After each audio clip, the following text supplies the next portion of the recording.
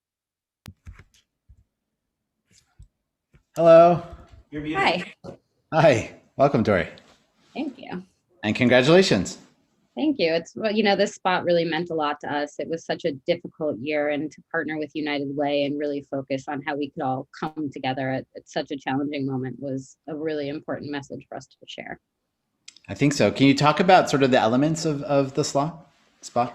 Yeah, so, it really all started, and it's funny, obviously Amanda Gorman today is hugely widely known, but when it all started with somebody saw her on a news segment, and we were so inspired by her, and it felt like, as I think we've all learned, the message that she had to deliver is something that we really all needed to hear.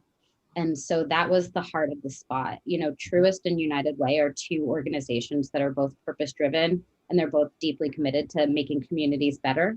And Amanda's words really brought that ethos that these two organizations share to life. Totally agree. What was some of the response that the slot generated? It was phenomenal. It was really wonderful. We got, I think, over 200,000 visits to the United Way landing page, and it's really driven some direct action for them, whether it's volunteerism, giving, et cetera. So having that direct impact. And I think just people are looking for something to do and a way to help. And so this really was a piece of work that gave that direct way to give back and really was thinking about it from that holistic level. Well, kudos to you on that campaign. It really was as you said, it put together all those components. It really spoke to what was going on in America at that time and what America needed. So congratulations. Thank you very much. Thank you for all the work that you guys do as well. Thank you, Dory. Okay, well, we're coming to the final award, and this is in the bonus category. There were some really amazing unboxings and packaging, but I have to say, Studio Bliss just blew us away. They're incredibly elegant, quality work that they did for Credit Suisse, actually. And they do work for a lot of interesting financial institutions, but this just was really gorgeous. And so it's our honor and privilege to award the bonus category for the best customer unboxing experience to Christian Werler, the founder and creative director of Studio Bliss. Congratulations, and come on up. Hello, Christian. Hi, well, congratulations. Thank you very much. Very kind of you. Well, it was your work. We're just recognizing it. So can you talk about what Credit Suisse came to Studio Bliss? What were they looking for? Well, we work for the bank for a couple of years already, mainly in private banking, international wealth management. Mm-hmm. So it's the category of clients we're working for is ultra high net worth clients. Anything that is beyond our reach, what we're gonna have on our accounts one day. But we always work on concept-based communication that is not just about showmanship, but is really fond of techniques, of reveals, of intelligent communication. As we are talking to clients that, well, they have everything they can buy, so we need to approach them on a level that is not shoppable, basically. So when Credit Suisse approaches us, it's really finding communication materials that can still move their customers and clients and make them feel appreciated. And since we're talking about millions and sometimes billions of accounts that get opened here, and clients that in that category split their huge, vast amounts of money and investments across many global banks, it's hard to stand out, right? And therefore, we need to find ways of being seen for the bank, basically. Yeah. How important were the materials that you used in sort of that packaging? Materials in general is important. That you have the perfect tactile feeling of everything, that everything runs smoothly, that refinements and finishes are at the highest level you can produce things. But it's also important to look into sustainability issues that,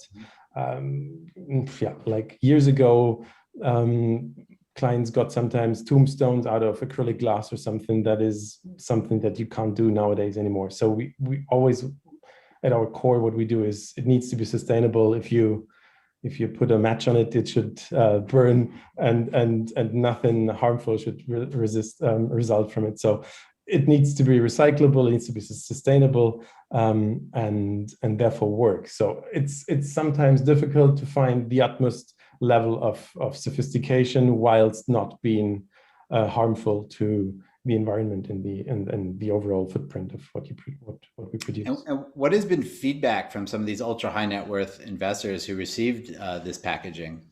Unfortunately, we don't know. So you hear nothing, because that's, our studio is in Switzerland, obviously. So you end up working with one or the other big bank. We work for both of the biggest ones here, Credit Suisse and UBS, but you don't really, it's already hard to talk to relationship managers that address and talk directly to those clients. So our feedback is mainly just via our partners in the bank. And since we do this since a couple of years, like 6-7 years, seems to work, obviously. So. Okay. Yeah. And do you work internationally?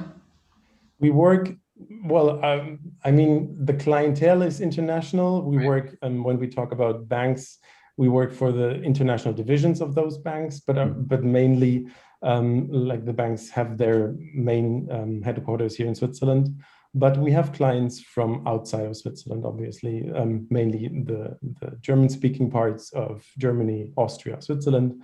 But we can talk English, so we have an open ear. Yeah. Well, congratulations to you and Studio Bliss. You did beautiful work, and thank you for sharing that with us and our audience. Very welcome, and thank you for the award. Very appreciated.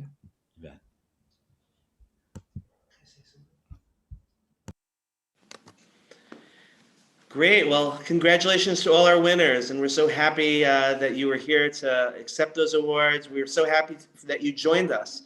And thank you, everybody, for staying. There's still so many participants here just watching. We're grateful to you for supporting us, for being interested in what we have to say. We're interested in what you have to say. And I do want to end off with is once again thanking our sponsors, thanking our speakers, and also telling you about just a couple of things that could make this experience more immersive for you. So number one is our Outlier program. We have free subscriptions. We also have our more premium paid subscription. If you would have subscribed, you would have been in this conference and all of our online conferences complimentary. So if you're not yet a subscriber, please do subscribe. I think that there's a lot of value that you get for that, including all these conferences and many more things, as well as more in-depth content. Also, keep your eye out for upcoming conferences. We have Day-to-Day coming back this year, also the Challengers Conference. And at the end of the year, we're going to be having our Embedded Conference, which is, all of them are really flagships.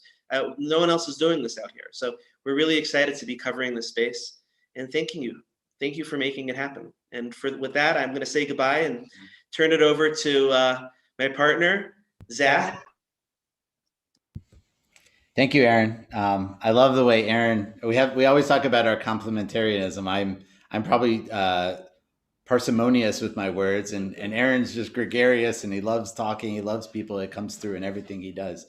Thank you all for joining us. I think from a content point of view, I think we really hit on marketing growth, customer acquisition from so many different perspectives this conference, from activities, from partnerships to product, and even to customer service.